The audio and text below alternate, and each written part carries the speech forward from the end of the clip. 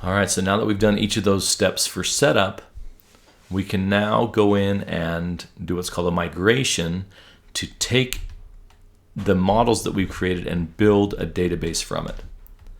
And so we'll do that by right-clicking on DateMe and saying Open in Terminal. All right, so before we do anything, now the reason I do that is because if I just open terminal without having done that, then I have to drive down that path to get to the project. If I right click on the project and say open in terminal, I'm already in the folder that I need to be in. Now, this first command is something you'll only do one time, the first time you need to do anything with these tools. And that is we say .NET, which is our command for .NET stuff, tool install space -- global space .NET EF. So this will go install all the commands and everything we need across all of your projects. So you only have to do this one time. And so if you run this, it'll say, well, mine's already installed. So yours will say installed the .NET tool. So make sure that's installed. If it's already installed, great. All right, so then if that's installed, then our next command is to run .NET, and then we'll say EF. Now EF stands for EntityFramework. Again, that's the database tools that we have available to us in here in ASP.NET. So .NET EF migrations, which is what we're going to do, add, and then we usually say initial on the first one. We can say blah, we can say hello. This is our name we're giving to the migration so we can find it again. So a lot of times we'll just do initial because this is our first migration. You can put dates on there. You can do whatever you want to as you're migrating. All right, so .NET EF migrations add initial. And when I run this, we'll see what happens here. Build started, build succeeded, and it builds it and says, okay, I'm done. Now you didn't notice it, but if you go back and rewind just a second, you'll see this migration folder pop in. So it just built this migration. And so this is a little, if I click on this, this is telling us now what it's going to do. So it's saying, okay, I noticed that there's been some changes made, meaning there's a new model introduced, and it's saying I've noticed that there is a table called applications, which is what we set up in our DB context file. And in that table, there's going to be these columns. So there's going to be an application ID, a first name, a last name, age, phone number, major, occupation status, creeper, stalker. And so it's taking and building what it needs to do to build a SQLite database. And then it's saying the primary key is going to be application ID. Now, this is even surprising me. I didn't know. I thought we were going to get an error saying it had to have a primary key. Typically what we would need to and want to do is to go into our model and define what is the primary key. And so we do that by putting in annotation in square brackets above the field that we're talking about. So I'm going to say that application ID is the key, and it says, well, I don't recognize what that is. So then I click on the light bulb and it says, do you want to bring in data annotations? And I do. And so now I've indicated that this is the key. And I can put other stuff like this is required.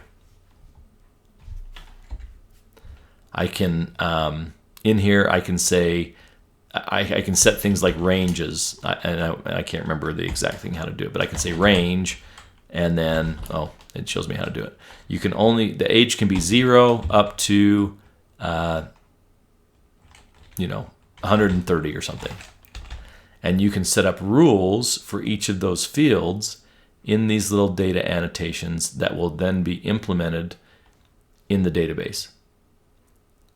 And so I'll just leave the key and required on that one. We'll worry about a range later on.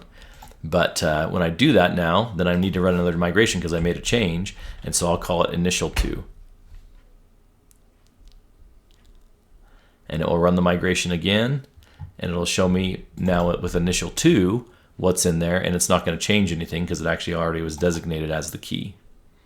And so I could even delete initial2. It's not doing anything anyway. All right, so anyway, this shows you what it's going to do, and you can go in and modify anything you need to. If this was not supposed to be text, if it's supposed to be something else, then you can indicate that. But that's the migration. Now, notice no database has been created yet. Nothing's actually happened yet. This is just keeping track of the changes.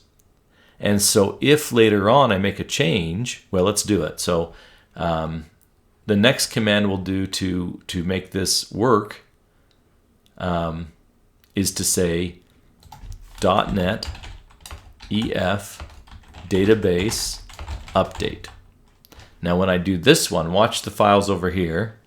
So .NET EF database update. If my migration looks good, it's going to take this information and migrate it to a database. So .NET EF database update, build started, build succeeded, always a great thing. And it tells us what it did. And it says done. And down here, sure enough, it's created a new database called dating applications.SQLite. And so we'll look at that in just a second, but if I make a change now, so first of all, if I do another migration, so .NET EF migrations, take 2, I don't know, then it will look for any changes in the database and, .NET EF migrations add take 2. So we're going to go add another migration in here.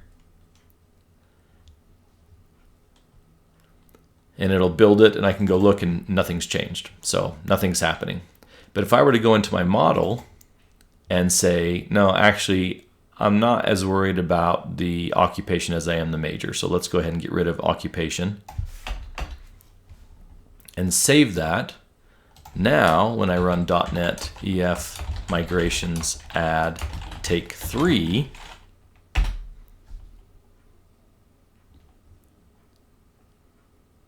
oh, so there's actually an error. So interesting. Let's see what happens. So use .NET build to see the errors. .NET build. Oh, this is an actual error in, let's see. Oh yeah, we're gonna get all sorts of errors. I was getting ahead of myself. We'd have to go in and remove, let's just do it to prove the point. We'd have to go in here and say, let's get rid of any reference to occupation. And that might be the only thing that we really need to do. I don't know that we used it anywhere else. Okay, let's try it again. So .NET, see, not bad. It's okay to make mistakes because it helps us learn. So take 3. Now that we're not getting errors in the program, this will work. And when I go look, it says, okay, so we're going to drop the column applications or occupation from the table applications. And we can run a .NET EF database update, and it will go take out from that database, that field, because that's what we told it to do, and it's always trying to keep it the same. So we can use migrations as there are either changes in the database or there are changes in the .NET app we're creating. It will track those changes as we run the migration. It will go compare and say, well, there's a difference. And if we've got a history of multiple migrations, it'll look and say, well, what's changed? And it'll make one side or the other the same as the other. And so anyway, that is a migration. That's how we do it, and it's built a little database for us. So let's, in the next video, just take a look at this database and see what it looks like. Spencer out.